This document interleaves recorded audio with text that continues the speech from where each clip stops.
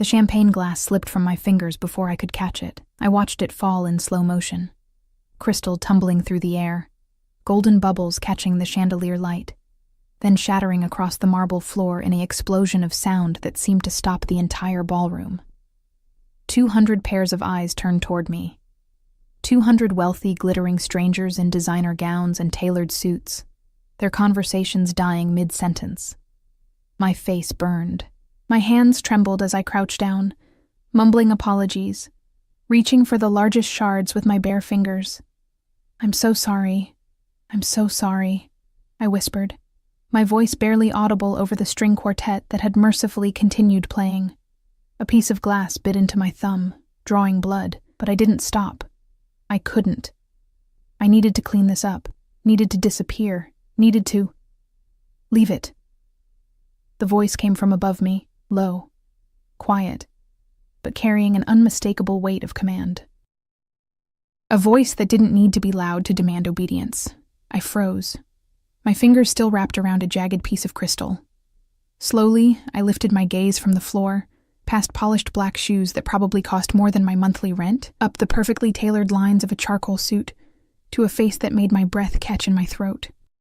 He was beautiful in the way dangerous things are beautiful, sharp jawline shadowed with stubble, dark eyes that seemed to see straight through me, black hair swept back from a face that belonged on Roman coins.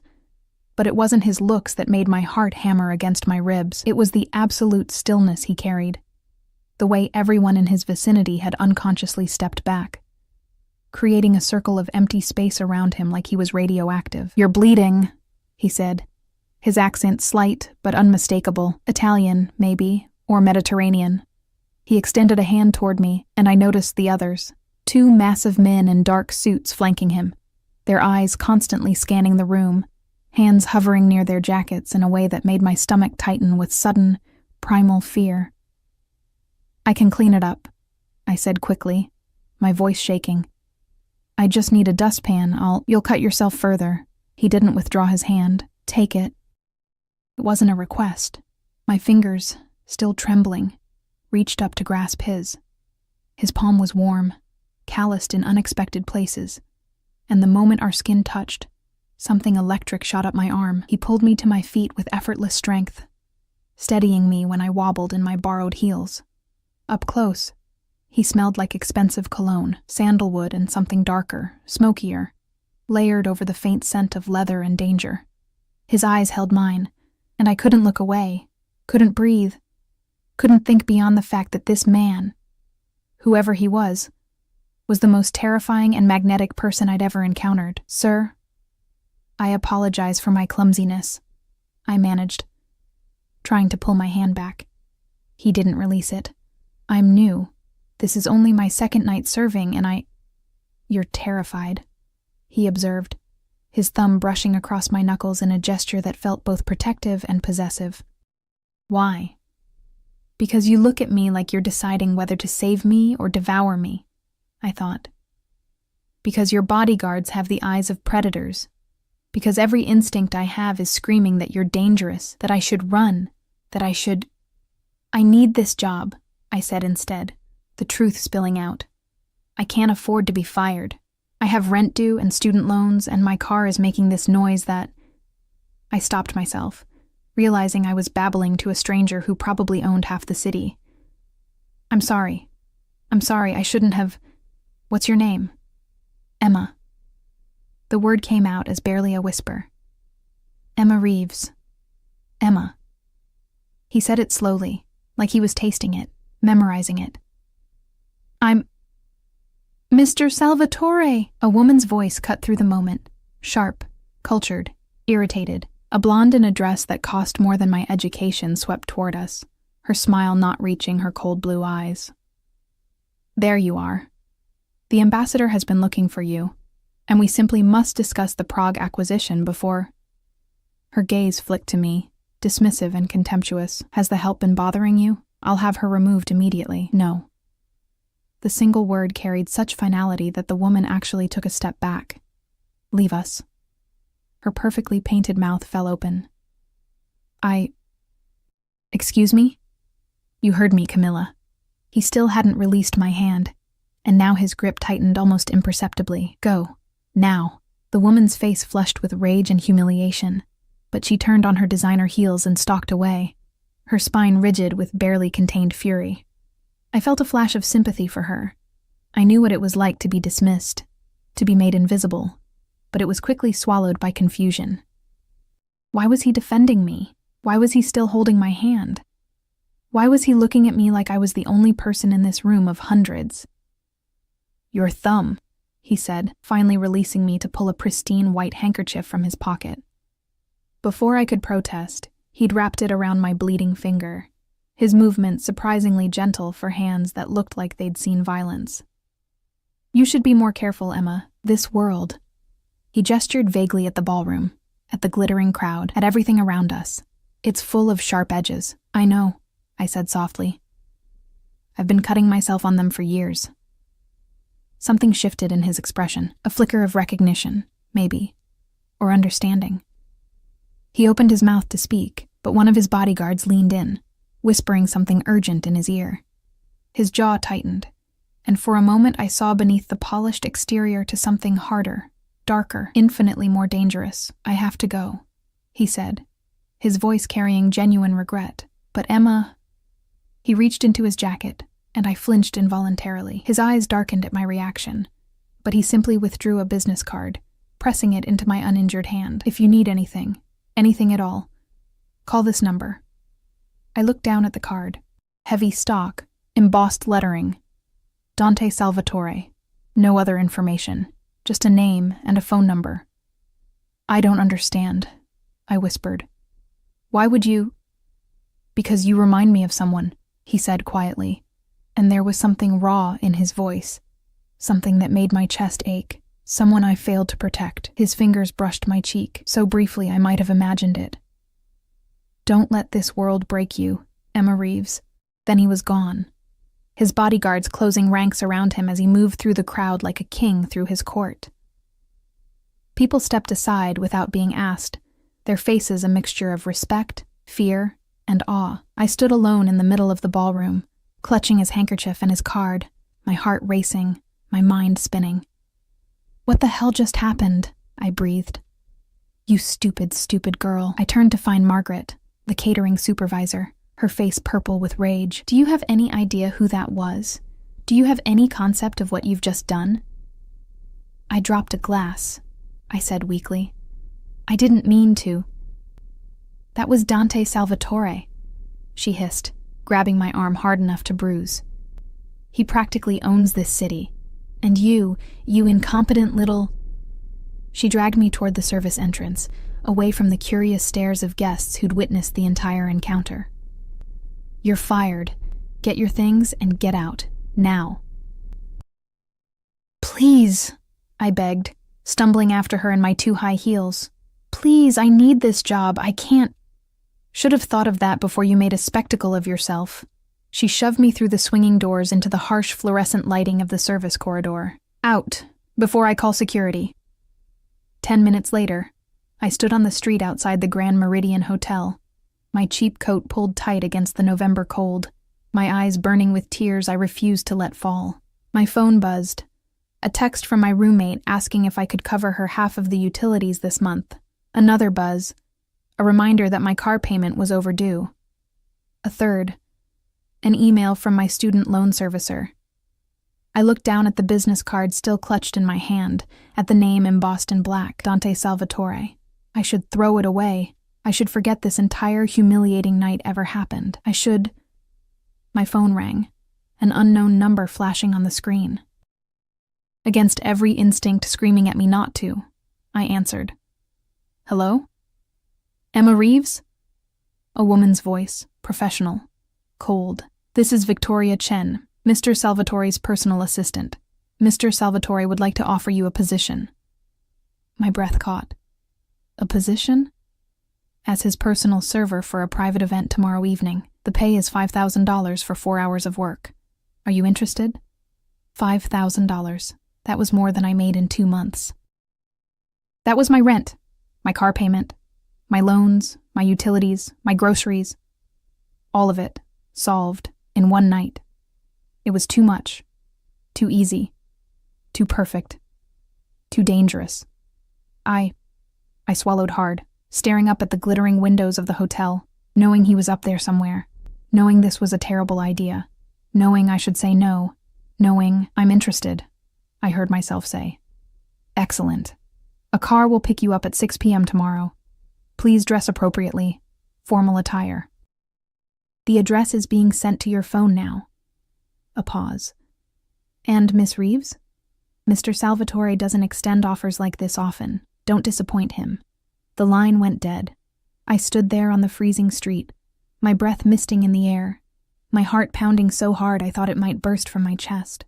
Every rational thought in my head was screaming that this was wrong, that no legitimate job paid $5,000 for 4 hours, that men like Dante Salvatore didn't help girls like me out of kindness. But desperation makes fools of us all, and I was very, very desperate. I looked down at the card again, at his name, at the phone number I now had memorized without meaning to. Tomorrow evening. A private event.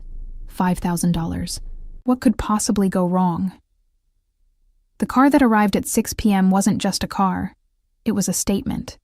A black Mercedes S-Class with windows so darkly tinted I couldn't see inside, idling at the curb outside my apartment building like a sleek predator. The driver who emerged wore a suit that probably cost more than everything in my closet combined, his eyes hidden behind dark sunglasses despite the evening gloom. Miss Reeves? His voice was flat, professional, revealing nothing. That's me, I said, suddenly hyper-aware of my bargain dress, the only formal thing I owned that didn't have visible stains or tears. I'd spent an hour on my makeup, trying to look sophisticated, polished, like I belonged in Dante Salvatore's world. Looking at my reflection in the car's immaculate paint job, I knew I'd failed. The driver opened the rear door without comment. I slid inside, onto leather seats so soft they felt like butter, into an interior that smelled like luxury and secrets. The door closed with a solid thunk that sounded like a vault ceiling. We pulled away from my shabby apartment building, and I watched through the tinted windows as my neighborhood, with its flickering streetlights and cracked sidewalks, gave way to progressively nicer areas. Tree-lined streets, wrought iron fences, mansions set back from the road, their windows glowing with warm light. My phone buzzed. A text from an unknown number. Don't be nervous. You'll do fine. D. My heart stuttered. He was texting me. Dante Salvatore was texting me personally, not through his assistant. And somehow that felt more intimate than it should. I typed back with trembling fingers. Where are we going? His response came immediately. Home. Home. His home. I was going to Dante Salvatore's home. Not a hotel ballroom or restaurant, not some public venue with witnesses and escape routes, but his actual private residence. And suddenly, the $5,000 felt less like generous payment and more like compensation for something I didn't yet understand. The car turned through iron gates that opened automatically, rolling up a driveway lined with ancient oak trees. Then the house came into view, and I forgot how to breathe. It wasn't a house. It was an estate, a sprawling Mediterranean villa in creamstone, with arched windows and terracotta tiles, surrounded by manicured gardens that probably required an army of groundskeepers. Warm light spilled from every window, making it glow against the darkening sky like something from a dream. Or a nightmare. The car stopped at the front entrance, where 2 more men in dark suits stood flanking the massive wooden doors. The driver opened my door, and I stepped out on shaking legs, my cheap heels clicking against marble steps. Miss Reeves. One of the guards nodded at me, speaking into a nearly invisible earpiece. Mr. Salvatore is expecting you. Please follow me. Inside was even more overwhelming. Soaring ceilings with exposed wooden beams, oil paintings that looked like they belonged in museums, furniture that was somehow both antique and modern, expensive and comfortable. Every surface gleamed, every detail was perfect. Every breath I took felt like I was inhaling someone else's air. We walked through corridors that seemed endless, passing rooms I could only glimpse. A library with floor-to-ceiling books, a dining room with a table that could seat 20, something that looked like an actual ballroom, until finally we stopped before a set of double doors. The guard knocked once, then opened them without waiting for a response. Emma. Dante stood by floor-to-ceiling windows overlooking gardens, lit by subtle landscape lighting, a crystal tumbler of amber liquid in his hand. He'd shed his jacket, his white shirt unbuttoned at the collar, sleeves rolled to his elbows, revealing forearms marked with what looked like scars. His hair was slightly mussed, like he'd been running his hands through it, and somehow this more casual version of him was even more devastating than the polished businessman from last night. Mr. Salvatore, I managed, my voice embarrassingly breathless. Dante, he corrected, moving toward me with that predatory grace I remembered. In private, you call me Dante. He stopped close enough that I had to tilt my head back to meet his eyes. You look beautiful. I almost laughed. Beautiful. Me, in my discount dress and drugstore makeup, standing in a room that probably cost more than my entire life's earnings. But the way he looked at me, like I was something precious, something rare, made the lie feel almost true. Thank you for the opportunity, I said formally, falling back on the script I'd rehearsed. Your assistant mentioned serving at a private event? I'm happy to. There is no event. My heart stopped. What? There's no party, no guests, no catering service required. He took another sip of his drink, his eyes never leaving mine. I lied. The room suddenly felt smaller, the air thicker. I took an involuntary step backward, and his expression darkened. Don't, he said quietly. Don't look at me like that. Like I'm going to hurt you. Then why am I here?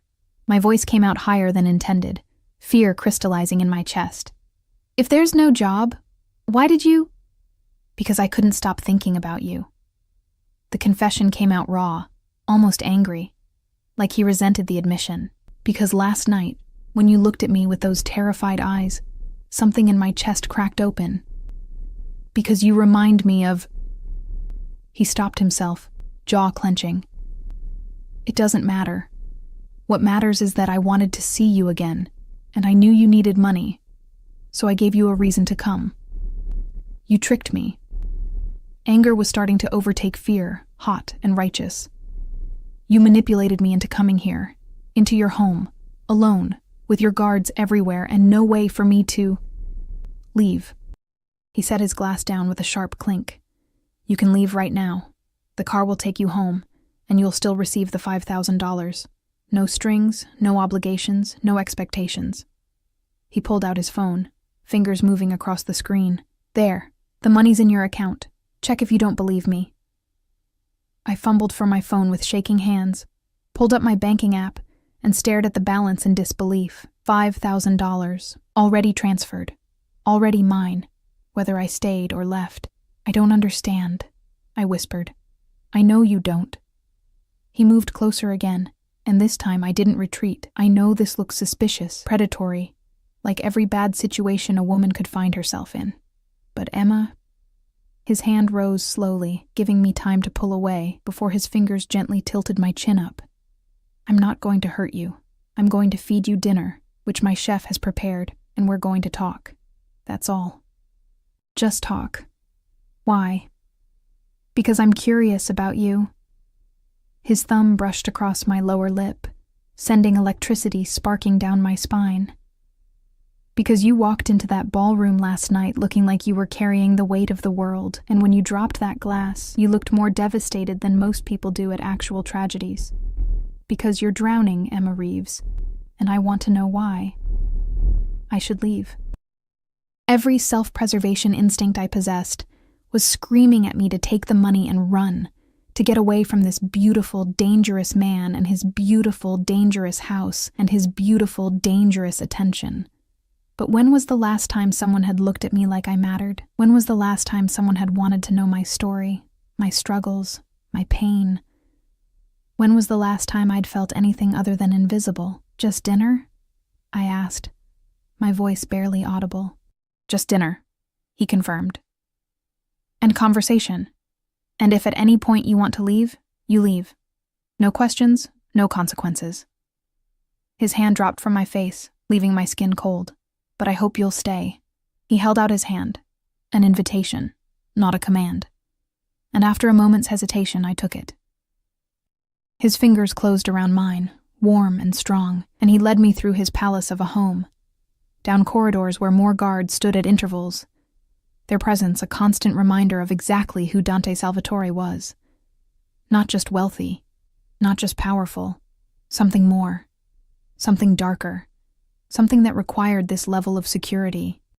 We emerged onto a terrace overlooking the gardens, where a table had been set for two, candles flickering in the evening breeze, wine already poured, covered dishes that smelled like heaven. "Sit," he said gently, pulling out a chair for me. I sat, and he took the seat across from me, close enough to touch but respecting the space between us. He lifted one of the silver domes, revealing what looked like restaurant-quality pasta in a cream sauce that made my stomach growl embarrassingly loud. "When did you last eat?" he asked, his tone sharp. "This morning. Toast." The truth slipped out before I could stop it. "I've been trying to save money for—" I stopped myself, realizing how pathetic I sounded. "Eat." He served me a generous portion, then himself. "And tell me about yourself. Where are you from?" So I ate, and God, it was the best food I'd ever tasted. And I talked. I don't know what made me open up to him. This stranger who was clearly dangerous, clearly involved in things that required armed guards and bulletproof cars. Maybe it was the wine, or the way he listened like every word mattered, or the simple fact that I was so tired of carrying everything alone.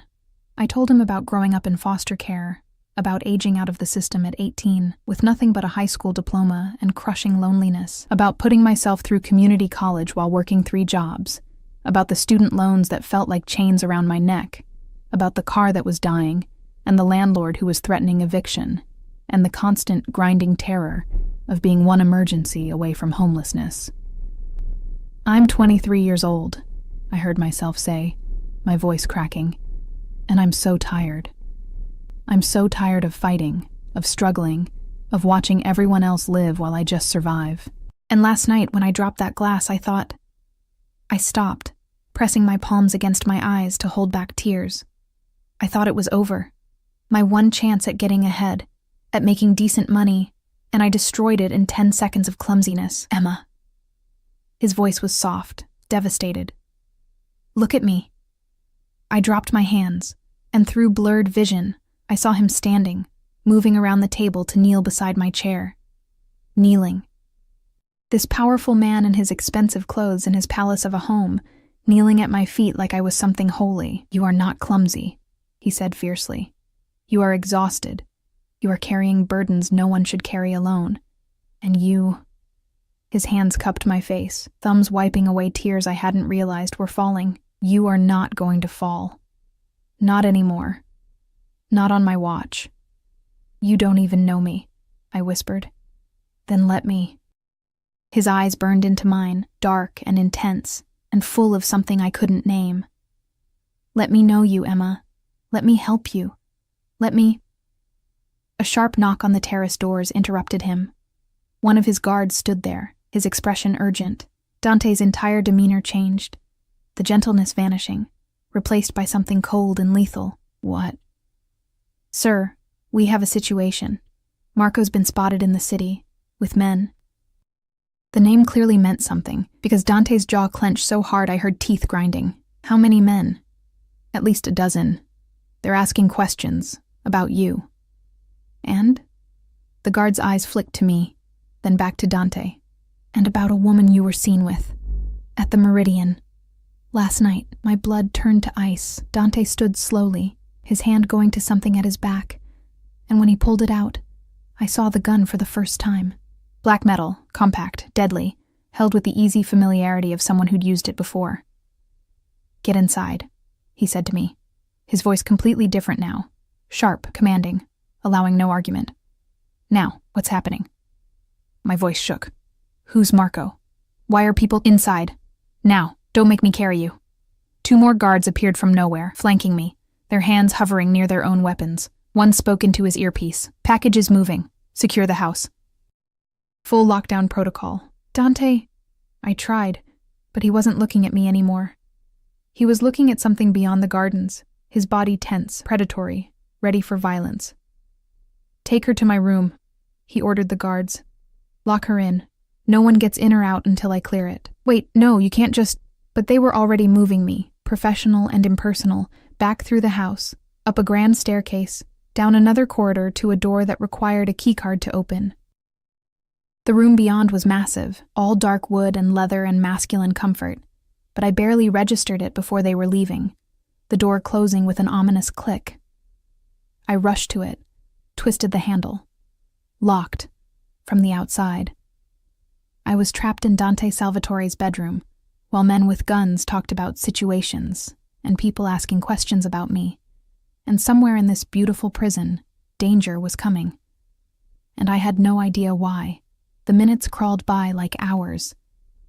I paced Dante's bedroom, because what else could I do? My heels clicking against hardwood floors, my mind racing with possibilities, each one worse than the last. The room smelled like him, that same sandalwood and smoke scent that had invaded my senses last night, and somehow that made everything more real, more terrifying.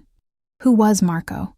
Why were people looking for me? What had I stumbled into by accepting Dante's invitation? I moved to the windows, floor-to-ceiling glass overlooking the gardens, and my breath caught. Below, I could see movement, guards spreading out across the grounds, some with visible weapons, others speaking urgently into earpieces. The beautiful estate had transformed into a fortress, and I was locked in the tower. My phone buzzed.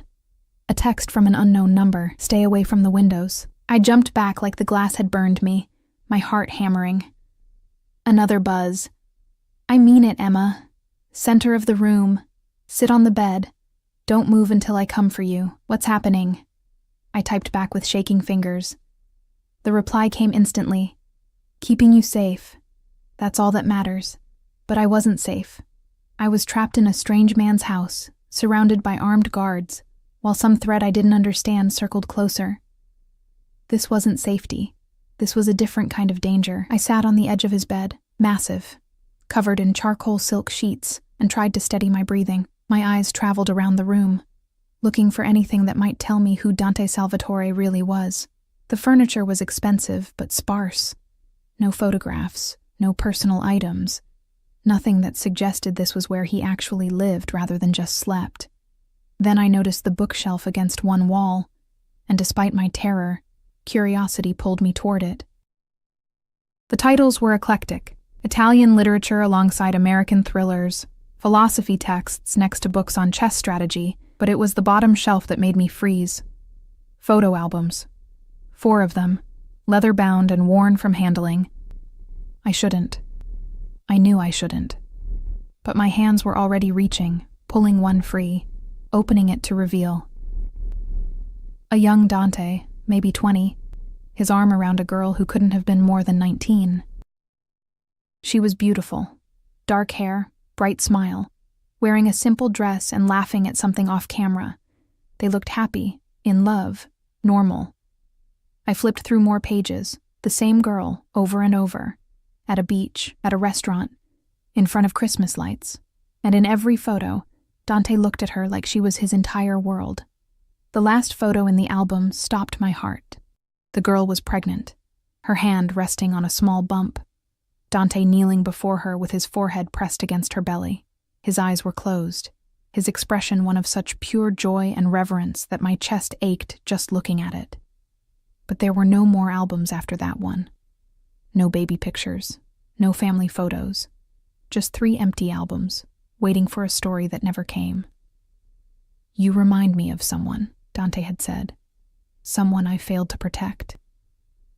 Oh, God.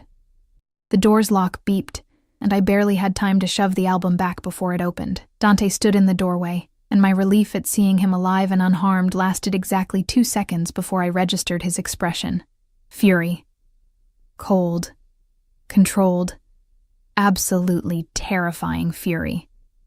"We need to talk," he said, his voice flat. He stepped inside, closing the door behind him, and I noticed his shirt was untucked. His knuckles were split and bleeding, and there was a darkness in his eyes that made my survival instinct scream. "Are you hurt?" The question came out before I could stop it. Something flickered across his face. Surprise, maybe.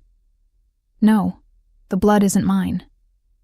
That should have terrified me more, but instead I felt a strange relief. "The men outside? Marco? Gone. For now. He moved to a cabinet, pulled out a bottle of whiskey and 2 glasses, poured generous amounts into both. Drink this. I took the glass with trembling hands and downed half of it in one burning gulp. Tell me what's going on, please. I deserve to know why people are looking for me, why I'm locked in your bedroom, why. How much do you know about me? He interrupted, his eyes boring into mine, about what I do, what I am. My mouth went dry. I know you're wealthy, powerful. I know people are afraid of you. I know you have more security than the president. I hesitated. And I know you're involved in something illegal. That's putting it mildly. He downed his own drink, poured another. My family has controlled the Chicago underworld for 3 generations. Shipping, gambling, construction, waste management. If there's money in it, legitimate or otherwise, we have our hands in it. I'm not just wealthy, Emma. I'm the head of one of the largest organized crime families on the East Coast. The words hung in the air between us. Organized crime. Mafia.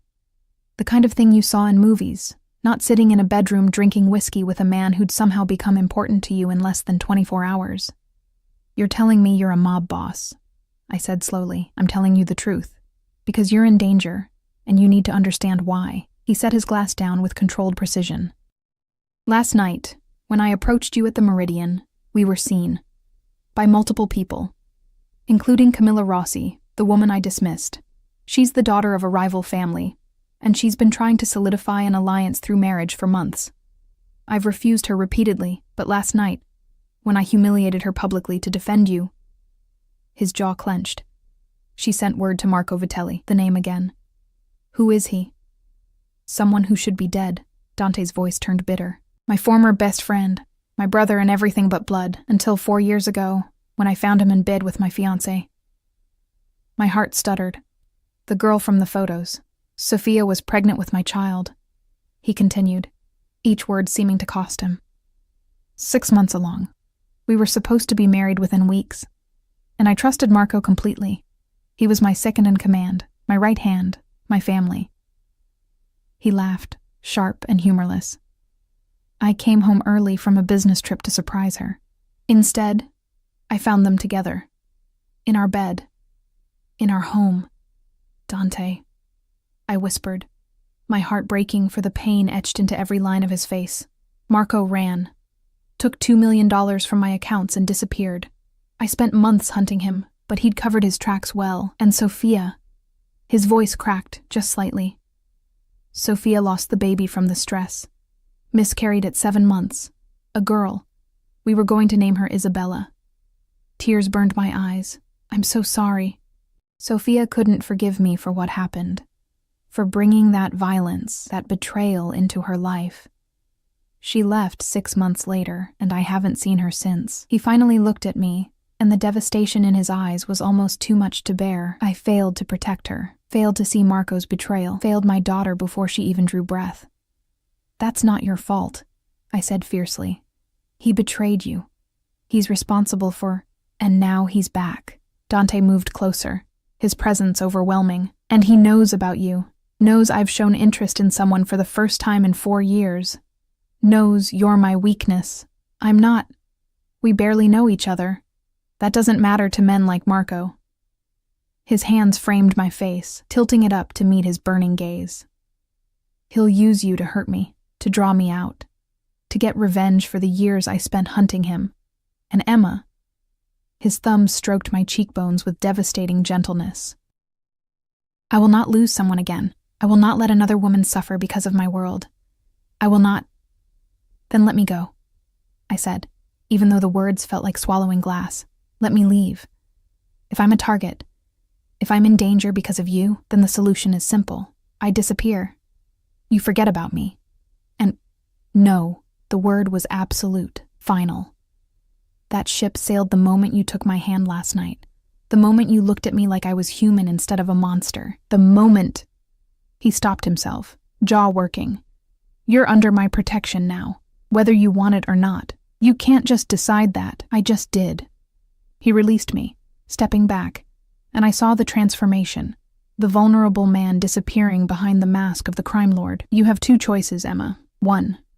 You stay here, in this house, under guard 24 hours a day until I eliminate the threat. You'll be safe, comfortable, and very, very bored. 2. You refuse my protection, and I have you taken somewhere else, a safe house, equally secure, equally guarded, where you'll be safe, comfortable, and very, very alone. Those aren't choices. My voice rose despite my fear. Those are both prisons. Yes. No apology, no remorse, but they're prisons where you'll live, the alternative. You going home, going to work, living your normal life while Marco's men hunt you? That ends with you dead or worse, and I won't allow it. I wanted to argue, wanted to fight, to insist I could take care of myself, to reject his high-handed arrogance. But the terror in my chest, the memory of guards with guns and his bloody knuckles and the way he'd said, "The blood isn't mine," all of it told me he was right. I was in danger I couldn't comprehend, from men I couldn't fight, in a world I didn't understand. And Dante Salvatore, mob boss and killer and beautiful broken man, was offering to be my shield. Why? I whispered. Why do you care? Why risk yourself, your people, your resources for someone like me? He moved back toward me, slowly, giving me time to retreat. When I didn't, he pulled me against his chest, one arm wrapping around my waist, the other hand tangling in my hair. I could feel his heart beating, fast, erratic, betraying the emotion he tried to hide. Because when I look at you, he said against my hair, I see Sophia before my world destroyed her. I see innocence and hope and softness, and I want. His voice roughened. I want to protect that. I want to keep you safe from men like me, from worlds like mine. I want to be your monster, Emma, not the monster that devours you. I should have been terrified, should have run screaming from this confession, from this obsession, from this man who'd decided I belonged to him without my consent. But instead, I felt something else, something warm and desperate and equally irrational. I felt safe. Stay with me, he murmured, echoing what he'd said last night. Not in a safe house, not locked away. Stay here, with me. Let me know you. Let me... He pulled back just enough to meet my eyes. Let me try to be something other than what I am, for you. And if I say no, then I put you in the safe house, and I hate myself for it, and you hate me for it. And we're both miserable, but at least you're breathing.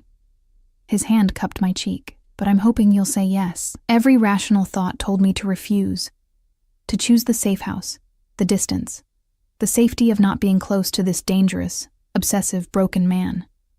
But rationality had never done much for me. Rationality had left me alone and struggling and invisible. And Dante Salvatore saw me, really saw me, like I mattered, like I was worth protecting, like I was worth... I'll stay, I whispered. His eyes closed, and I felt the shudder that ran through his body. Thank you. But I have conditions, I continued, finding some core of strength I didn't know I possessed. I'm not your prisoner.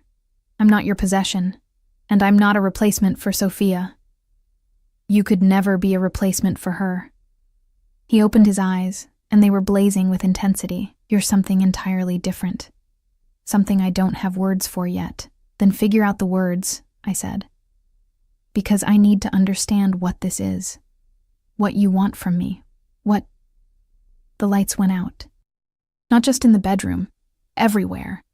The entire estate plunged into darkness so complete I couldn't see Dante's face inches from mine. Then, from somewhere below, came the sound of gunfire.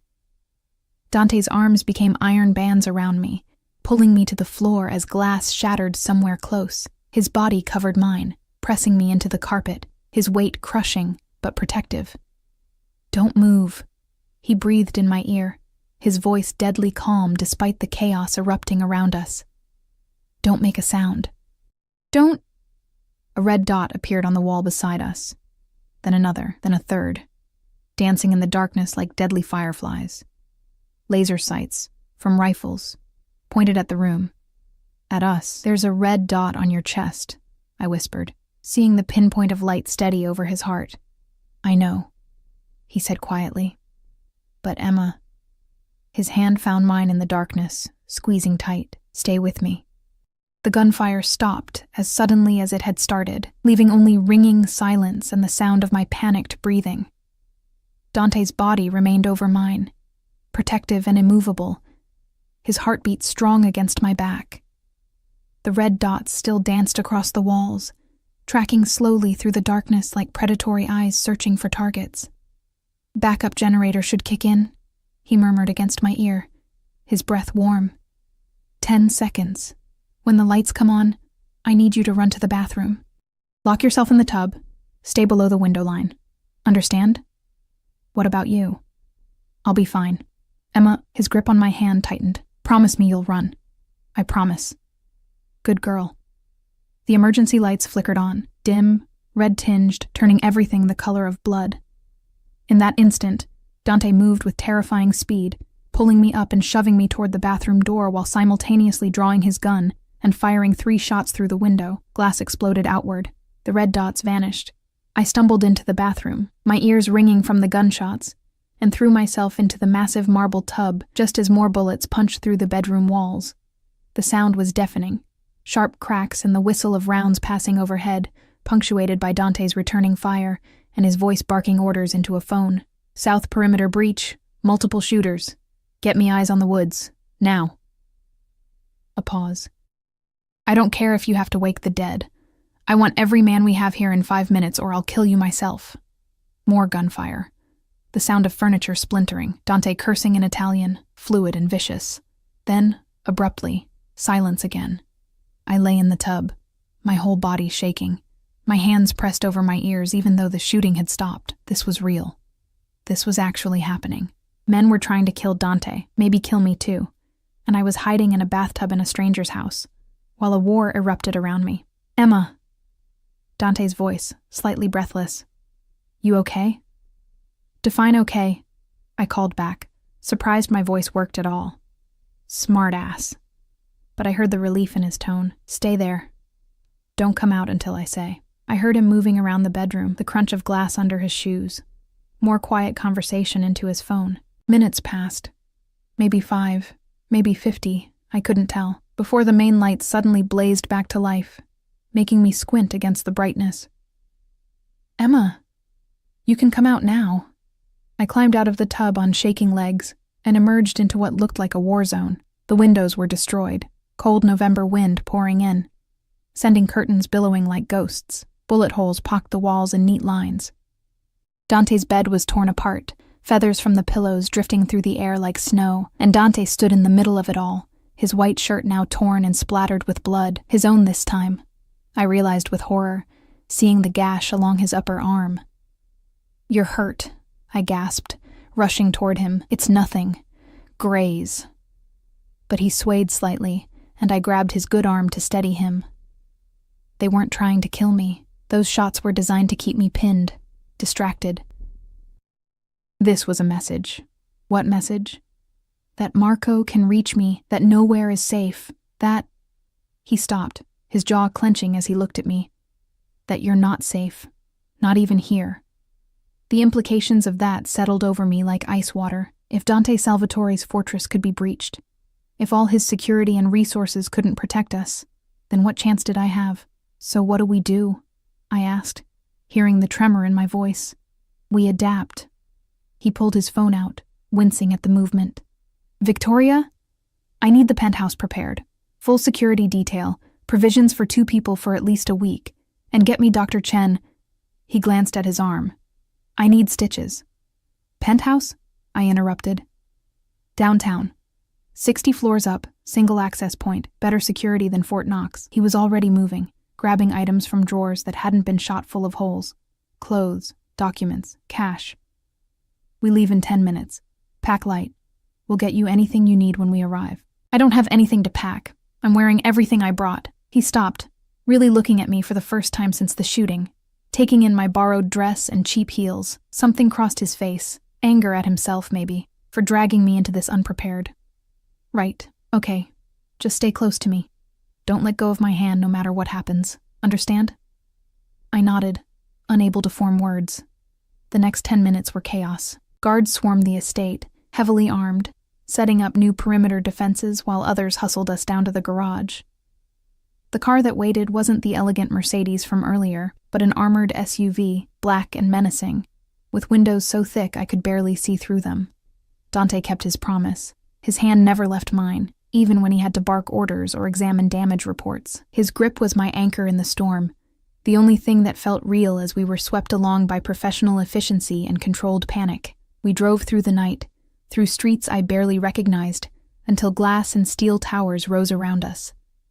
The vehicle descended into an underground garage that required 3 separate security checkpoints, each guard recognizing Dante instantly and waving us through with crisp salutes. The elevator required both a keycard and fingerprint scan. It shot upward so fast my ears popped, and when the doors finally opened, I stepped into a space that made Dante's estate look quaint. The penthouse was all floor-to-ceiling windows, offering a dizzying view of the city spread out below like a carpet of lights.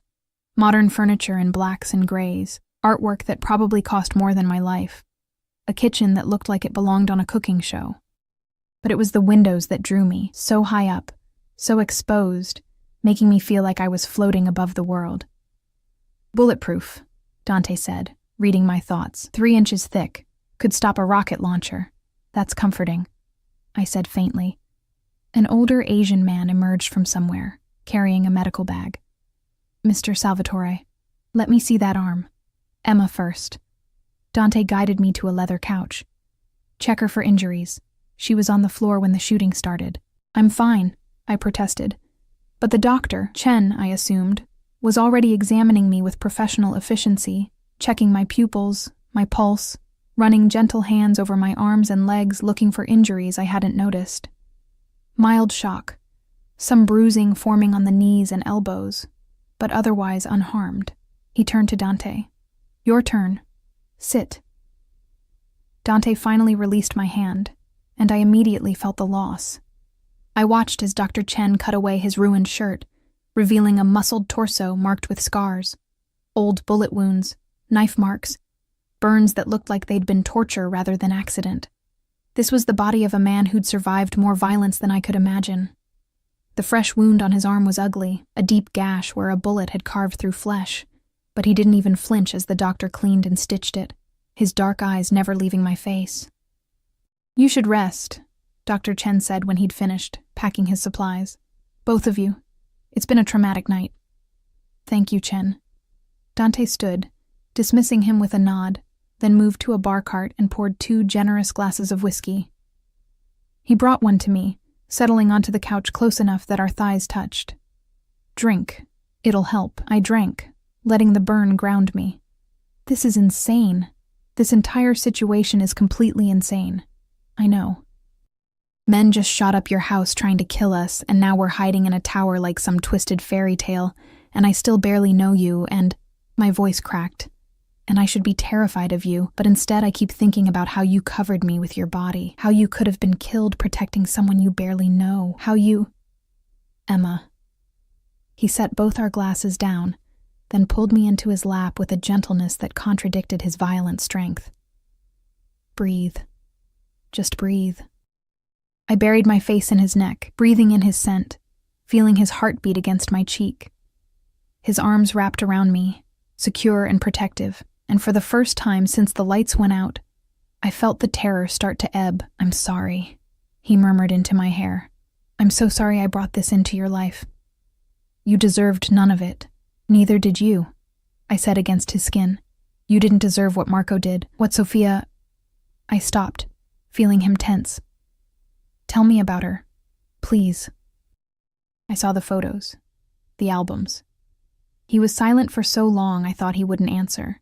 Then, quietly, we grew up together. Neighbors in a neighborhood where everyone knew everyone, where family meant everything. She was sunshine and laughter. Everything good in a world full of darkness. I loved her from the moment I understood what love was. She loved you too. I could see it in the photos. She loved who she thought I was. His voice turned bitter. She knew my family business, knew what I'd inherit, but she thought, we both thought, that I could be different, better, that love could somehow redeem the violence. He laughed, sharp and humorless. We were children playing at adulthood. You were going to be a father. Isabella. His arms tightened around me. We had the nursery painted yellow, neutral, because Sophia wanted to be surprised. She'd sit in the rocking chair and read to her belly, children's books in Italian that her grandmother had brought from Sicily. And his voice broke slightly. I would talk to Isabella every night, tell her about the world I was going to give her, the life where she'd never have to be afraid, never have to see violence, never have to know what her father really was. Tears burned my eyes. Dante? Marco took that from me, from us. And when Sophia lost the baby, he took a shuddering breath. Something in her died too. She looked at me like I was a monster, like I'd killed Isabella myself by being what I am. Maybe she was right. No. I pulled back to look at him, to make him see the truth in my eyes. Marco killed that dream. His betrayal, his choices, his selfishness. You loved them. You would have protected them with everything you had. I did protect them, he said hollowly. And it wasn't enough. So you'll protect me instead. I touched his face, feeling the stubble rough against my palm. You'll throw yourself between me and bullets, lock us in towers, wage war against your enemies. All because I remind you of what you lost. No. His hand covered mine, pressing it harder against his cheek. At first, maybe, but Emma... His eyes met mine, blazing with intensity. You're not a replacement. You're not a second chance. You're something I didn't even know I needed until I saw you standing in that ballroom, broken and beautiful and fighting anyway. I'm not beautiful, I whispered. You are to me. He leaned closer, his breath ghosting across my lips. You're everything good I thought I'd destroyed. Everything soft in a hard world. Everything. His phone buzzed violently, shattering the moment. He cursed, pulling it out, and his expression darkened as he read the message. What? I asked, fear spiking again. Marco sent a video. He hesitated, clearly not wanting to show me. Emma, you don't need to see this. If it's about me, I deserve to know. He studied my face for a long moment, then turned the phone screen toward me. The video showed a warehouse, dim and industrial, and tied to a chair in the center, beaten and bloody but alive, was a woman. Dark hair, dark eyes, her face swollen from violence but still recognizable from the photos I'd seen. Sophia. Hello, old friend. Marco's voice came from off-camera, smooth and mocking. I have something of yours. Well, two somethings now. Your past and your future. Choose which one you want to save. The camera zoomed in on Sophia's terrified face. You have 24 hours. Come alone, or they both die. I'll send the address at dawn. The video ended. I stared at the black screen, my mind refusing to process what I'd just seen. Sophia was alive. Sophia was Marco's prisoner. And Marco was going to make Dante choose between the woman he'd loved for years and the stranger he'd known for 2 days. There was no choice. There couldn't be a choice. You have to save her, I said, my voice surprisingly steady. Dante, you have to... No. The word was absolute. I'm not choosing. I'm saving you both. That's not what he's... I don't care what he's offering. Dante stood, setting me gently aside, his entire demeanor shifting into something cold and lethal. Marco made a mistake. He gave me a deadline, a location, and a target. That's all I need. He pulled out his phone, started making calls, his voice crisp with command. Get me everyone. I want every soldier, every ally, every favor I'm owed called in. We have 24 hours to plan a war. I watched him pace, orchestrating violence with the same ease other men planned dinner parties, and realized with crystal clarity what he was. Not a man. A king. A dark emperor who'd burn the world to protect what was his. And somehow, terrifyingly, wonderfully, impossibly, I'd become his. Dawn came too quickly. I'd spent the night curled on Dante's couch while he commanded his army from across the room, his voice never rising but carrying absolute authority. Men came and went, serious-faced soldiers in dark suits, each one reporting on weapons, positions, intel. The penthouse transformed into a war room, and I was a ghost haunting its edges, invisible and irrelevant. Except I wasn't irrelevant. I was the prize, the bait, the reason Dante was risking everything. You should eat something, a woman's voice said softly. I turned to find Victoria, Dante's assistant, holding a plate of food I couldn't imagine eating. She was elegant in a way I'd never be, her black suit impeccable despite the early hour, her expression professionally sympathetic. I'm not hungry, I said. Eat anyway. You'll need your strength. She set the plate down, then surprised me by sitting beside me. He's going to save you both, you know. He won't accept any other outcome. That's not realistic. Marco wants him to choose because there is no way to save us both. That's the entire point of Dante Salvatore doesn't accept limits. She smiled slightly. I've worked for him for 6 years. I've seen him do impossible things simply because he refused to acknowledge they were impossible. If he says he'll save you both, he will. Or he'll die trying. That's what I was afraid of. Tell me about Sophia, I said suddenly. Would they have been happy if Marco hadn't? Victoria's expression softened. They were already happy. Sophia was sunshine, all warmth and laughter. She softened Dante's edges, made him believe he could be more than his father's legacy. When she got pregnant, he was terrified and thrilled all at once. I've never seen him so vulnerable, so human. She paused. But she wasn't built for this world. The violence, the danger, the constant fear, it wore her down. Even before Marco's betrayal, she was starting to crack under the weight of what loving Dante meant. And now she's been tortured because of him. Again. Now she's been tortured because Marco is a sadistic bastard who can't accept that Dante was always the better man. Victoria's voice turned hard. Don't romanticize what they had, Emma. Yes, they loved each other, but that love was destroying them both. Sometimes love isn't enough. Before I could respond, Dante appeared, his presence filling the room. He'd showered and changed into tactical gear. Black cargo pants, a fitted shirt, holsters crisscrossing his chest, holding weapons I didn't want to name. He looked like death personified, beautiful and terrible. The address came through, he said, his eyes finding mine. An abandoned factory on the south side. Marco's there with at least 20 men, probably more. He's got Sophia in the main building, visible from multiple entry points. It's a trap. Obviously, Victoria said dryly. We're going anyway. He moved to me, crouching, so we were eye level. Emma, I need you to stay here. Full security detail, every exit monitored. You'll be safe. While you walk into a trap to save your ex-girlfriend. The words came out bitter, and I hated myself for it. She was your whole world, Dante. Of course you're going to save her. I'm going to save her because leaving anyone to Marco's mercy is unconscionable, and because she's the mother of my child, even though Isabella never drew breath. His hands framed my face. But Emma, I'm coming back. To you. Not to her. Do you understand? I understand you might die today. I whispered. I understand that Marco has planned this specifically to kill you. And I understand that Sophia loved you first. Longer. Better than I ever could in 2 days. Time doesn't measure feeling. His thumb stroked my cheeks. I felt more for you in our first conversation than I felt for anyone in the 4 years since Sophia left. Does that make sense? No. Do I understand it? No. But it's true. Then don't go. I grabbed his wrists, holding tight. Please. Let Sophia go. Let Marco win. Just don't. I can't. Simple. Final. I can't let anyone suffer because of me. Not anymore. Not ever again. He leaned forward, pressing his forehead to mine. But I will come back. I swear it on Isabella's memory. On everything I am. I will come back to you.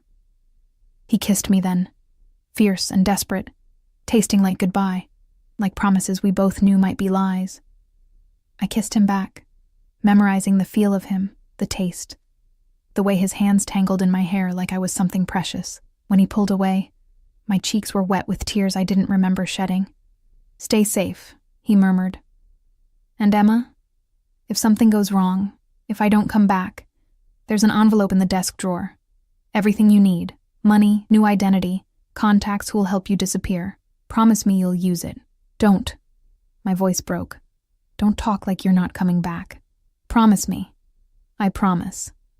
He stood, nodded to Victoria, and then he was gone, taking his deadly grace and desperate determination with him. The penthouse felt instantly colder, emptier, like all the warmth had followed him out the door. "Now we wait," Victoria said quietly, but I'd never been good at waiting. 3 hours passed like decades. I paced the penthouse, watched the guards at their posts, stared out the bulletproof windows at a city that seemed impossibly peaceful while somewhere in it. The man I'd impossibly fallen for was walking into hell. My phone buzzed. Unknown number. Against every instinct, I answered. "Hello, Emma." Marco's voice was smooth, cultured. Nothing like the monster I'd imagined. "I thought we should talk, you and I. Woman-to-woman's successor." My blood turned to ice. "How did you get this number?" "I get everything I want eventually. It's a gift." I heard the smile in his voice. "You're probably wondering why I'm doing this. Why I'd take Sophia. Why I'd threaten you. Why I'd go to such elaborate lengths to hurt Dante." "Because you're a psychopath," I said, surprised by my own venom. "Because he took everything from me." The cultured tone cracked, revealing rage beneath. "I loved Sophia first. Before Dante even looked at her twice, I was there, protecting her, caring for her. But she only had eyes for him, the boss's son, the heir, the golden boy. I was invisible. So you betrayed them both." "I took what should have been mine." His voice rose. "I gave Sophia what Dante never could. Real passion, real desire, real—" He stopped, breathing hard. "She was going to leave him. Did you know that? She was going to take Isabella and run away with me. We had plans, a future, and then she lost the baby because of the stress you caused." Silence. "Long and terrible. That wasn't supposed to happen," he said finally, his voice hollow. "I never meant for Isabella to—" He stopped. "It doesn't matter. And now Dante gets to feel what I felt, losing everything, choosing between past and future, watching his world burn. He's going to kill you," I said with certainty. "Whatever your plan is, it won't work. Dante will save us both, and then he'll end you. Perhaps." Marco sounded almost amused. "Or perhaps Sophia will kill him." "Did you consider that possibility? 4 years of therapy, of healing, of learning to hate the man who brought violence into her life. Do you really think she'll forgive him, thank him for rescuing her?" The thought hadn't occurred to me. The possibility that Sophia might hate Dante as much as she'd once loved him. That saving her might mean bringing his greatest source of pain back into his life. "You're a monster," I whispered. "No, Emma. I'm a man who lost everything and decided to burn it all down." The line went dead.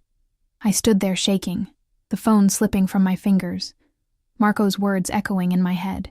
Then I was moving, pulling open the desk drawer, finding the envelope Dante had mentioned. Inside, 50,000 in cash, a passport with my photo but a different name, and a handwritten note in elegant script. "Emma, if you're reading this, I'm dead or worse. Take the money, take the identity. Disappear somewhere warm and safe and far from my world. Live the life you deserved, the one I stole from you. And please, if you can, remember me as something other than the monster who destroyed your peace. You were my last good thing. Thank you for that. D." "No." I crumpled the note in my fist. "No, absolutely not." "Miss Reeves?" One of the guards appeared. "Is everything—" "Take me to him." The words came out as a command, surprising us both. "To Dante. To wherever he is right now. Take me now." "I can't do that. Mr. Salvatore's orders were explicit." "I don't care about his orders." My voice rose to a near shout. "Marco called me. He's planning something beyond the obvious trap, something to hurt Dante even if Dante wins, and I need to—" I stopped, seeing the guard's hand move toward his weapon. "Please, please, I'm not asking as a prisoner or a responsibility. I'm asking as someone who—" My voice cracked. "As someone who loves him." The words hung in the air, true and terrifying, and undeniable. The guard studied me for a long moment, then spoke into his earpiece. "This is Reeves. We have a situation. The package wants to—" He listened, his expression unchanging. "Understood." He turned to me. "Get your coat. We leave in 2 minutes." The factory was exactly as terrible as I'd imagined. Rusted metal and broken windows. surrounded by empty lots and decay. Dante's vehicles were positioned in a perimeter, men in tactical gear moving with military precision. I was rushed through lines of soldiers to a command van where Dante stood studying monitors showing multiple camera angles of the factory interior. When he saw me, his expression went through shock, fury, and resignation in rapid succession. "What the hell are you doing here?" he demanded, pulling me aside. "I gave explicit orders. Marco called me." I grabbed his tactical vest, forcing him to look at me. "He told me things, Dante. About Sophia. About his plans. About—" I took a breath. "He said Sophia might kill you, that she hates you now, blames you for everything, that saving her might be worse than letting her die." Something flickered across his face. Acknowledgement, maybe, that he'd considered the same possibility. "It doesn't change anything," he said quietly. "I still have to try." "I know. But you don't have to do it alone." I held his gaze. "Let me help. Let me be part of this." "Absolutely not. You're not trained, not armed, not going to let you walk in there without backup you can actually trust." I surprised myself with my vehemence. "Marco wants you isolated, wants you choosing, wants you broken. But Dante—" I touched his face, feeling stubble and tension. "You don't have to carry this alone, not anymore." For a moment, I saw the war in his eyes, the need to protect me battling with the desperate desire to accept help, to not face this horror alone. Then his hand covered mine, pressing it harder against his cheek. "Stay close to me," he said finally. "Do exactly what I say, when I say it. And Emma," his voice roughened, "if something happens to me, you run. You don't look back. You don't try to help. You just run. Promise me." "I promise," I lied. He knew I was lying. I saw it in his eyes, but he accepted it anyway, pulling me against his chest for one brief, fierce embrace. "Let's end this," he murmured into my hair. Then, louder, to his men, "Move out." We approached the factory in tactical formation, Dante keeping me behind him, his body a shield. The main doors stood open, an invitation, a dare. Inside, fluorescent lights flickered, casting everything in sickly green. And there, in the center of the vast empty space, tied to a chair beneath a single spotlight, was Sophia. She looked worse in person than she had in the video.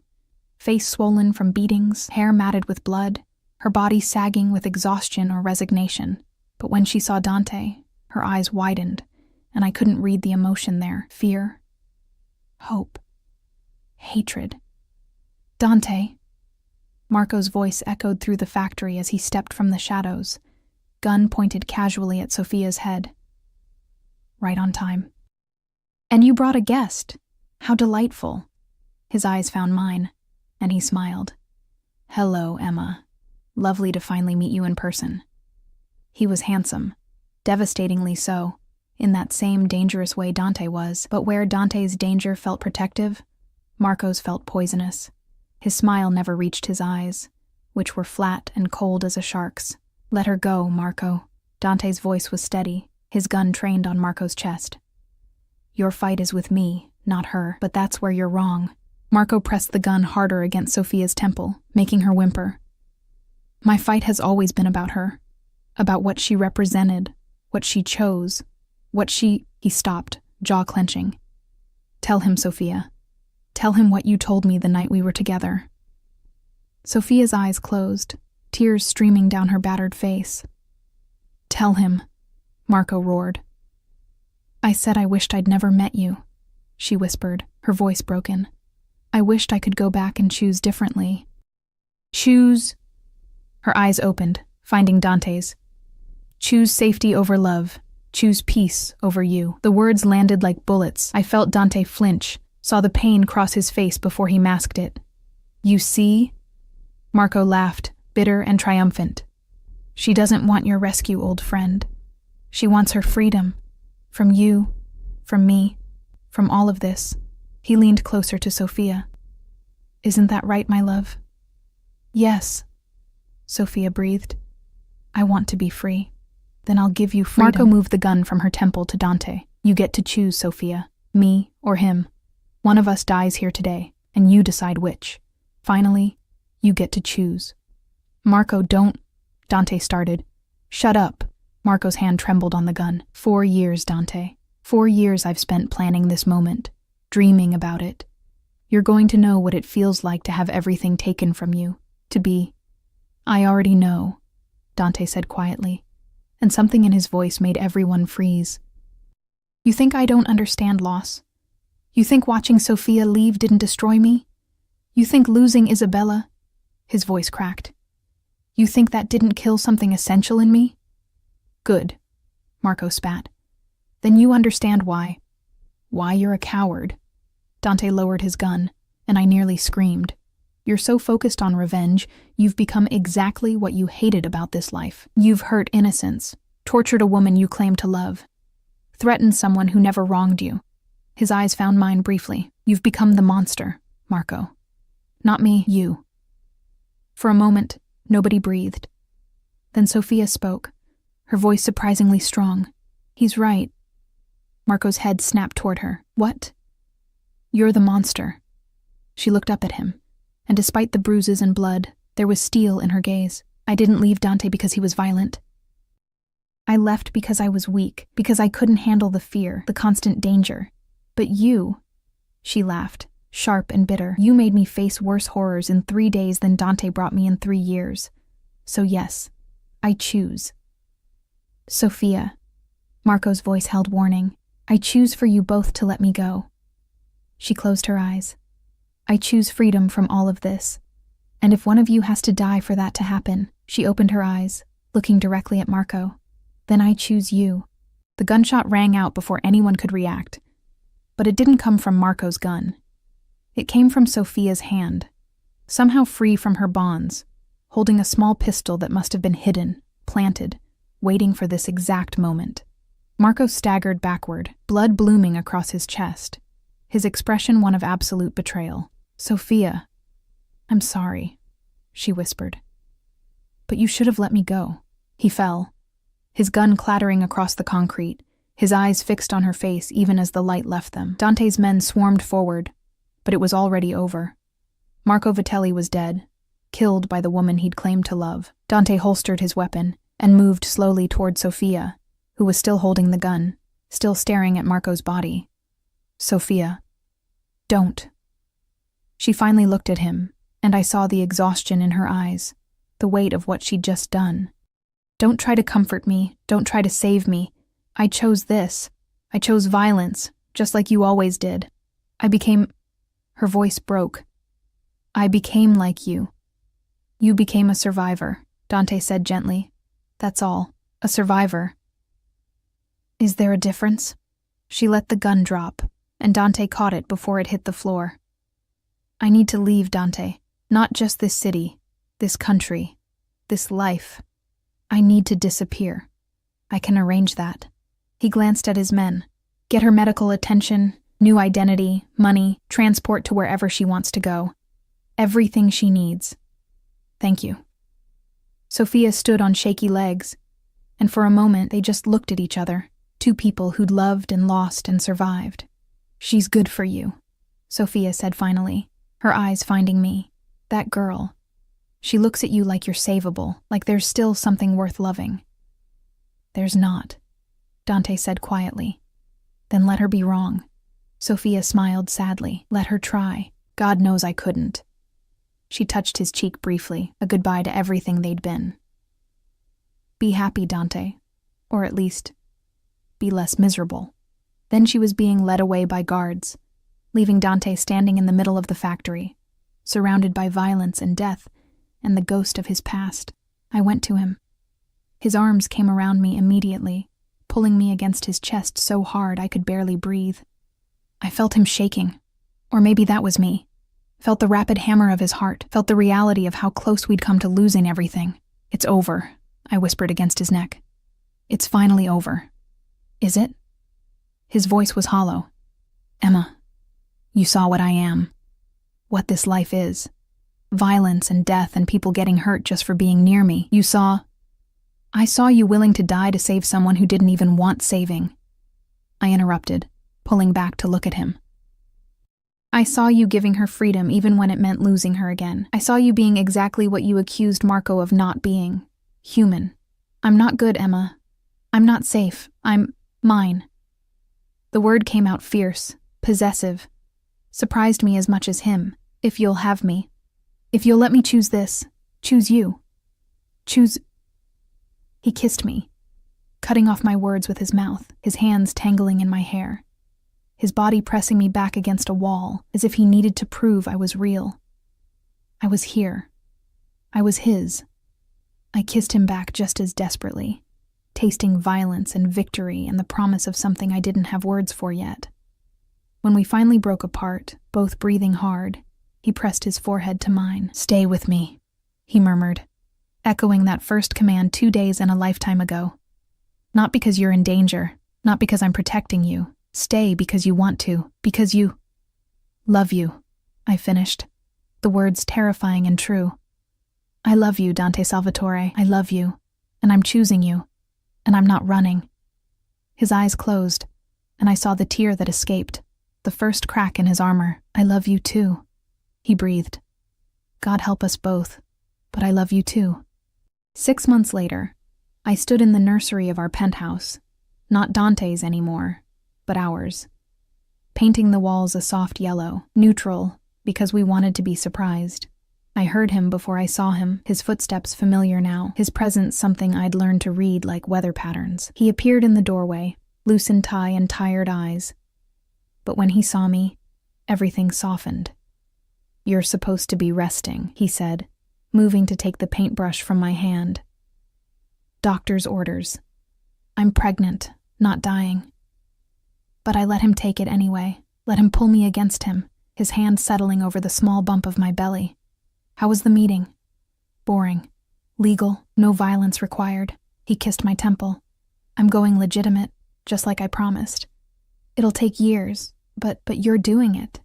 I turned in his arms, seeing the man he was becoming, still dangerous, still powerful, but channeling it differently now, building instead of destroying. "I'm proud of you. I'm doing it for selfish reasons." "Don't be." His hand moved across my stomach, protective and reverent. "I want our son, or daughter," I interjected. "Or daughter to grow up without fear, without violence, without having to choose between love and safety like Sophia did, like you did." "I'd choose you again," I said simply. 1,000 times over, I'd choose you. He kissed me then, soft and sweet, and full of promises we were both determined to keep. When he pulled back, his eyes were wet. "Thank you," he whispered, "for staying, for choosing, for loving the monster." "You're not a monster," I said, the words I'd repeated 100 times in 6 months. "You're just a man who's been through hell and came out fighting. And Dante..." I took his hand, placed it over my heart. "You're my man, my love, my home, and you're mine." He kissed my forehead, my cheeks, my lips, my Emma, my miracle. Our baby kicked, interrupting him, and we both froze, eyes wide with wonder. "Did you feel that?" I breathed. I felt it. His voice was choked with emotion. "Isabella, We're not naming her Isabella," I said gently. "That name belongs to your first daughter. This baby, whether she's a boy or girl, deserves her own name, her own story, her own hope," he said suddenly. "If it's a girl, Hope Salvatore." I smiled through tears. "And if it's a boy, Gabriel. It means God is my strength." He knelt before me, his hands cradling my belly, his head resting against our child. "And I'll need all the strength I can get to be the father they deserve. You'll be amazing," I promised, running my fingers through his hair. "You already are." We stayed like that, 2 broken people who'd found each other in violence and chosen love instead, building a future we'd both thought impossible. Outside, the city sprawled beneath us, full of danger and darkness and 1,000 ways to fall. But up here, in our yellow nursery with its unfinished walls and uncertain future, we were safe. We were home. We were free. And that finally was enough.